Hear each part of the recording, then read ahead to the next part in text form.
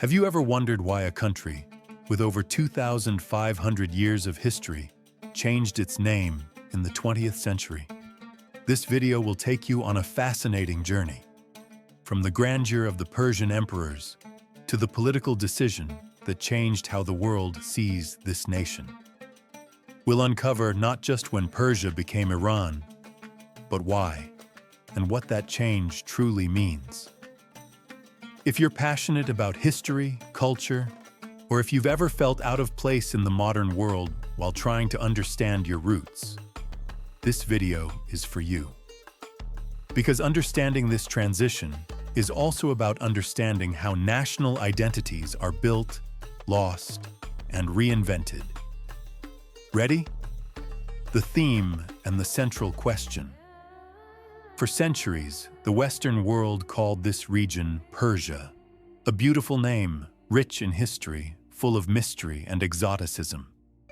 But within its own mountains and deserts, the people always called themselves something else: Iranians. Persia comes from the Greek Persis, the name of the Fars region in the south of today's Iran. It was based on that small geographical slice that the ancient Greeks began referring to the entire empire as Persia, even though it was much larger, more diverse, and far more complex than that. Over time, the name stuck around the world, but within its borders, the story was different: the Persian Empire and its origins. Let's go back to the 6th century BCE. At that time, one of the greatest empires the ancient world had ever seen emerged: the Achaemenid Empire, founded by Cyrus the Great. He didn't just conquer territories. He created a model for what an empire could be: multicultural, diplomatic, and highly organized. Cyrus authored what many consider the first charter of human rights in history, the famous Cyrus Cylinder. His empire became known for respecting local religions and cultures, something rare in such brutal times. It was this foundation that led the name Persia to be associated with power, wisdom, and civilization. The cultural transition from empire to Islamic fusion. Over time, the region was invaded by Muslim Arabs in the 7th century. At first, it seemed like the end of Persian culture, but it wasn't. What happened was something rare: a fusion. Islamic culture absorbed elements of Persian philosophy, while the Persians, in turn, infused their poetry, architecture, and science with Islam. This gave rise to figures like Rumi and Hafez, poets who blended faith, love, mysticism, and art, shaping a unique identity. Even under domination, the soul of Persia never died. The rise of the name Iran. The word Iran comes from Aryanam, meaning land of the Aryans. Yes, in its original meaning, long before it was distorted in 20th century Europe. Over time, especially between the 19th and 20th centuries, Persian intellectuals began using the name Iran with increasing conviction. It was a way to reconnect with an ancient, pre-Islamic identity, but also to show the world that the country wasn't just a museum of glorious ruins. It was a living nation.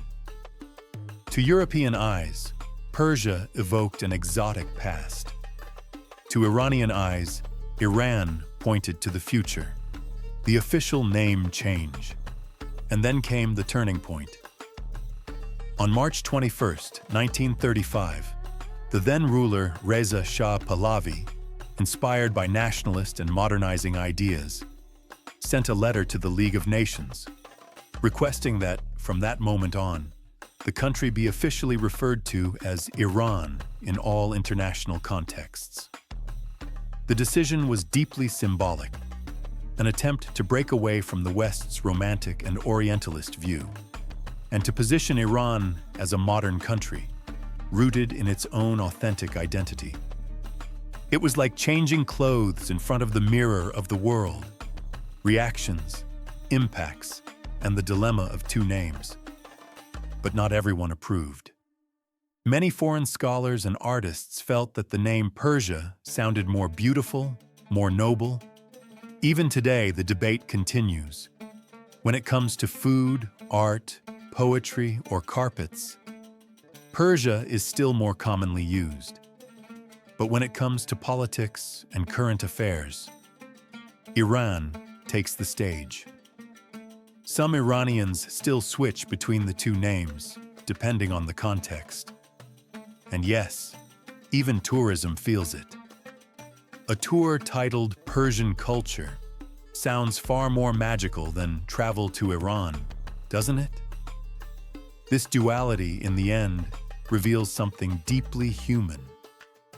We all live between who we were and who we want to become. Recapping the key points.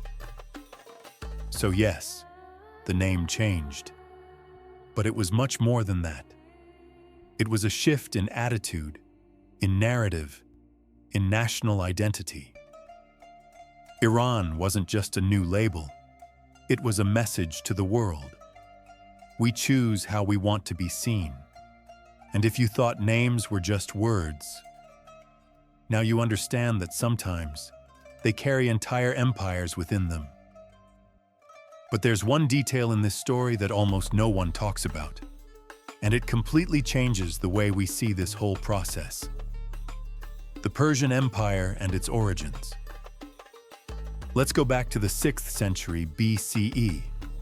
That's when one of the greatest empires the ancient world had ever seen emerged. The Achaemenid Empire, founded by Cyrus the Great. He didn't just conquer lands. He established a model for empire, multicultural, diplomatic, and highly organized. Cyrus wrote what many historians consider the first Charter of Human Rights, the famous Cyrus Cylinder.